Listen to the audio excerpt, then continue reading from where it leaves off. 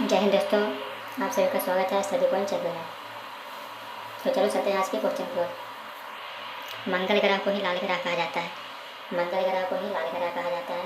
भारत का सबसे ऊंचा बांध टिहरी बांध है। क्षेत्रफल की दृष्टि से भारत का सबसे बड़ा राज्य राजस्थान है। विश्व का सबसे बड़ा रेगिस्तान सहारा रेगिस्तान है। भारत के किस राज्य को उगते सूरज की भूमि कहा जाता है? अरुणाचल प्रदेश। विश्व की सबसे ऊंची पर्वत चोटी कौन सी है? Mount Everest. किस नदी को बिहार का शोक कहा जाता है? कोसी नदी। भारत की सबसे बड़ी मीठी पानी का झील कौन सी है? बुल्लर झील। सफेद हाथियों का देश किसे कहा जाता है? थाईलैंड। कर्क रेखा भारत के कितने राज्यों से होकर गुजरती है यार? विश्व का सबसे छोटा महाद्वीप कौन सा है? विश्व का सबसे छोटा महाद्वीप कौन सा है? ऑस्ट्रेलिया। सुंदरबन डेल्टा कौन सी नदियाँ बनाती है? गंगा और ब्रह्मपुत्र। काजीरंगा राष्ट्रीय उद्यान किस राज्य में स्थित है? असम। सौरमंडल का सबसे चमकीला ग्रह कौन सा है? शुक्र। Right answer. भारत का एकमात्र सक्रिय ज्वालामुखी कहाँ स्थित है? बैरन द्वीप।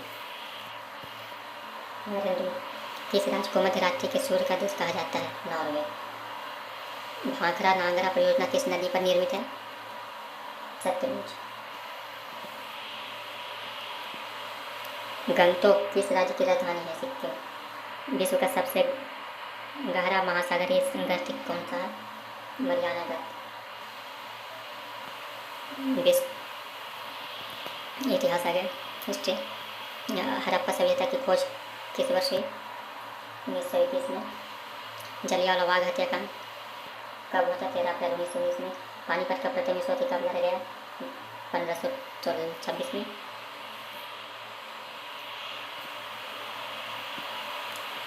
डिस्कवरी ऑफ इंडिया पुस्तक लेखक कौन है? जवाहरलाल नेहरू।